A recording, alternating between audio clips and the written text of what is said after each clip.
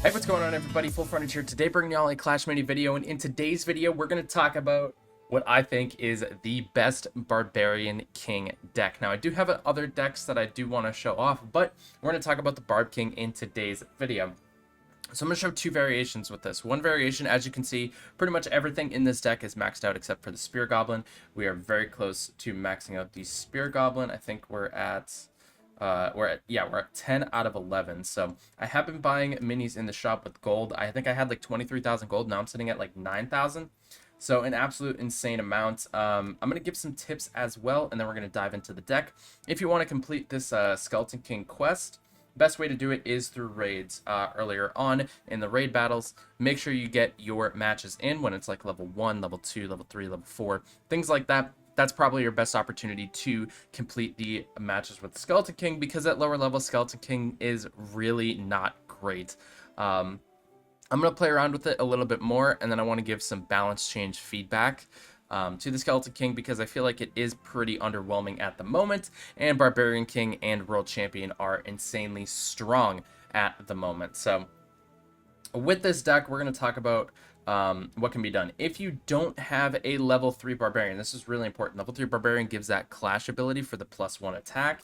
If you don't have that, I recommend using the Swordsman in place of the Barbarian, or if you have a higher level 3 Guard, feel free to put the Guard in as well. This will help your backline protection with like the Knight, with the Guard when going up against an Archer. So I'm going to showcase a match with the Barbarian, and then I'm going to showcase a match with the Swordsman and how to play both effectively. So we'll start things off with the Barbarian at level 3. So this is, if you have a level 3 Barbarian, this is what I recommend you do. So we're going to kick things off here. I'm going to go, if I can get, oh, don't get the Barbarian, dang it. I was really hoping to get a Barbarian there, but we're going to shift to this instead. He clones the Archer as well, so he has the Barbarian and a Knight, or he has the Barbarian and a Guard. We have the Barbarian and a Knight, and I think the Knight combo is just a little bit better. We're going to rage up here. We're going to be able to take his King down, and then we're just going to blast through this Guard shield and take that down and go up 1-0. So strategy with this, of course, get your Barbarian upgraded as quickly as possible. Ooh. Might end up doing this. We're gonna grab our witch just in case. Okay, so we do get the Barbarian. Very nice. We're gonna grab that. I'm going to upgrade this Archer, and we're gonna shift things right over here. So if he clones a Spear Goblin or anything like that, yep, we're just gonna tank that damage. We have the Rage coming through. Archer with its double arrows getting some really good damage. We are going to be able to take his units down. He also has the Guard, the Knight, in addition to the Guard. Oh no!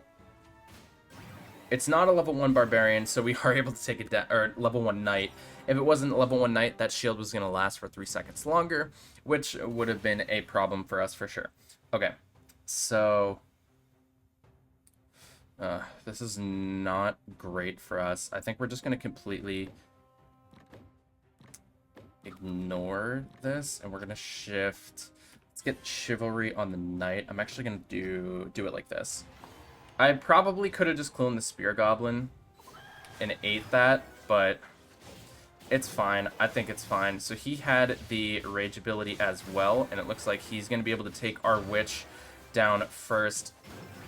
So the Barbarian King deck that he has, this is like the all 2 elixir deck. It is also very strong. Ooh, we do have our Archer here, which is really, really nice. He's most likely going to clone, so I think I want to do like this. We're going to go with the Clash Energy here. And, oh, no! I thought about it too long. I wanted to upgrade our Archer. That would have been crucial for us. He does take our Witch down. We are not in a great spot at all. This is not looking good for us. I panicked. So, okay. So what we need to do now is we need to get our Archer to level 3. That's the next step.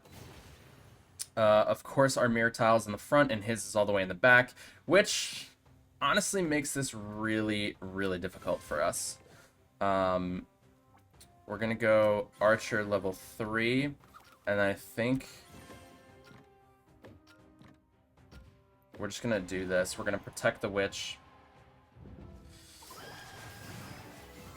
We have that going for us. His Archer is going to clone. We do take down his Archer in the back, which is huge.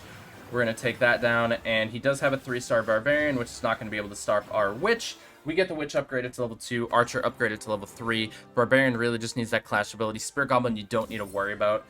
That was very close, but we were able to pull through. I think this deck is really strong, especially with the Witch. Witch level 3 is also really helpful to have that clash ability to spawn in, because especially when you spawn it in that second row, the Archer is going to target one of the skeletons instead. And in that scenario, it worked out really well for us because we also have that Knight in the back line. Now, we're going to hop in to see what it would look like if you don't have your Barbarian maxed out and you're going to be playing a Swordsman instead. You do not need Swordsman level 3 for this. Swordsman level 2 will work just as fine. And again, if you don't have Swordsman level 2, if you have Swordsman level 0, I would recommend not playing it. I would recommend playing the Guard instead.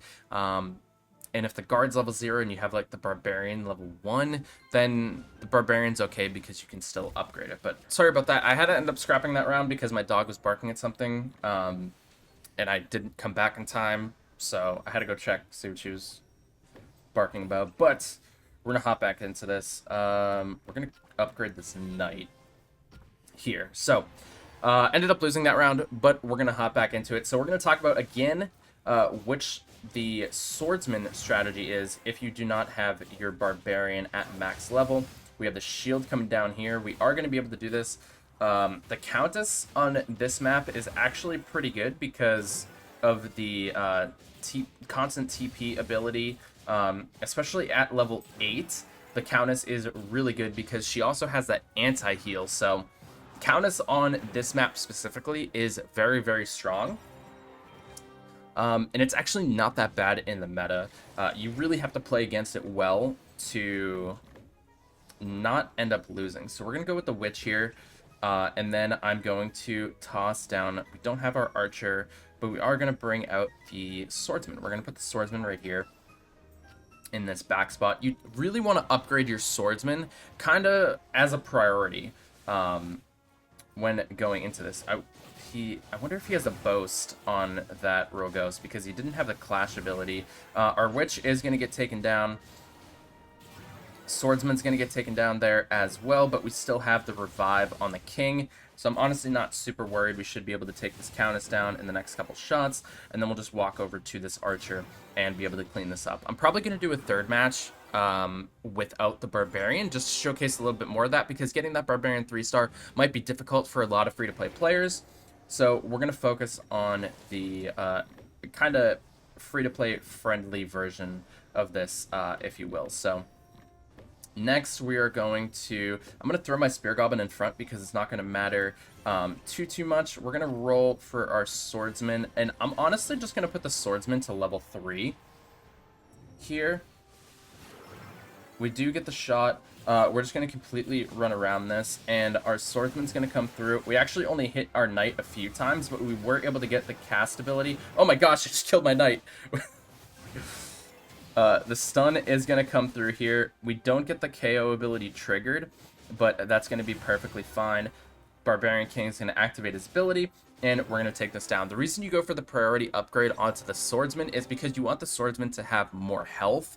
So that way, it doesn't, if it gets targeted, you can afford to put it in the back line when going up against archers, because then it becomes a little bit tankier, right? At 0 stars, it has that 5 HP. It goes up +2 per level. If you definitely have it 2 stars, I recommend playing Swordsman with 2 stars. It just makes it so much better. That's going to be 9 HP, and you're going to be able to tank a little bit for that archer. You'll be able to get to the front line. Typically, you can get 1 super off before the archer even takes you down, especially if you're going up against level 3 Barbarian.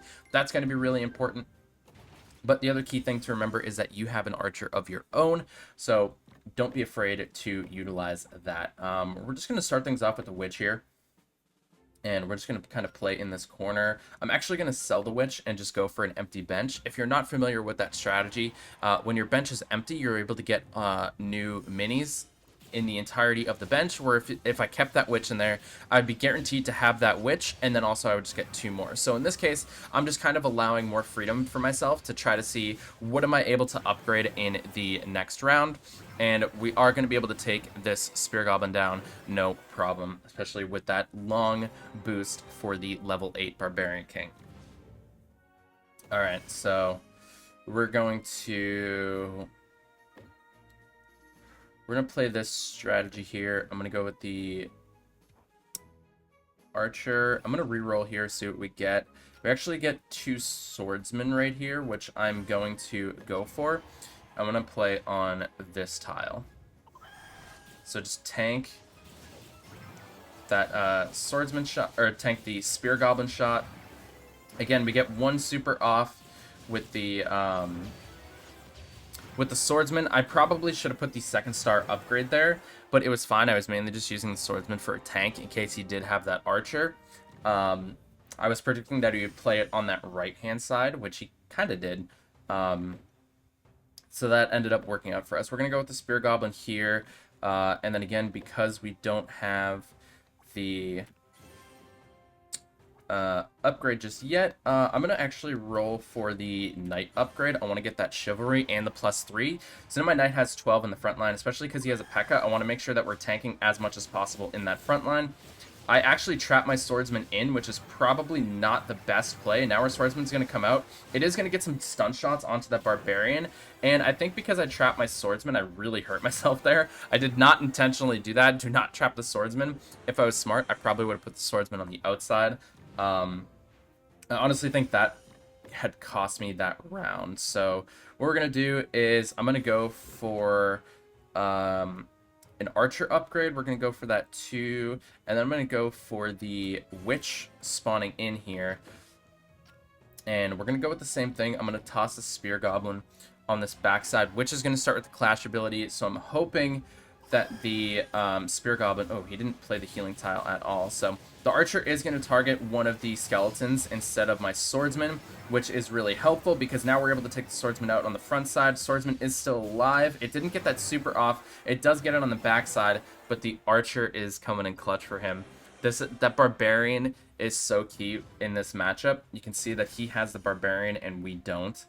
So is a little bit tricky for us in that specific situation. I'm going to try to go... Let's go for the energy on the Knight. Oh, we don't get the Archer. We needed Archer 3-star. That would have been huge. I'm hoping he switches to this right side. He doesn't, which is going to be pretty devastating for us, honestly. He does have that Pekka upgrade, which is really, really nice. But our Archer is going to be able to take his Archer down on the backside. We're getting too many skeletons in right now, so we're going to be able to overwhelm his king, and we're going to be able to walk away with the victory. So when you're playing this deck against a world champion, for example, because the Witches really helps kind of feed the world champion, the upgrade you want to focus on for the Witch is going to be that 2nd upgrade, which gives the skeletons 5 HP. So that way the world champion isn't stunning right away as soon as skeletons start spawning in from the Witch. So you want to make sure that you're getting that 1-star upgrade. And because you have 4 2-cost minis in this deck as well, it really helps you be able to focus and prioritize upgrading that Witch. So that's going to do it for this video. If you try any of these decks, if you have the Barbarian 3-star, definitely recommend the Barbarian over the Swordsman. If you don't, you can flex a Swordsman in the guard. You really just want that backline capability to protect your Archer and your Witch from the enemy Archer as well. So you can put that in the back. And it's a little bit dicey versus Spear Goblin and Bowler, especially if they have both of those minis. Gets a little bit tricky, but you can also put the Knight in the back if you really want to, but also getting that Clash ability for the Witch, which is the 3rd-star ability for the Witch, is really helpful because the Archer will target one of the skeletons instead. But that's going to do it for this video. Hope you all enjoyed. If you did, make sure you leave a like, subscribe for more content, and don't forget to turn that notification bell so you don't miss any more videos. And I'll talk to y'all in the next one. Have a great day, everybody. We'll see you later. Peace out.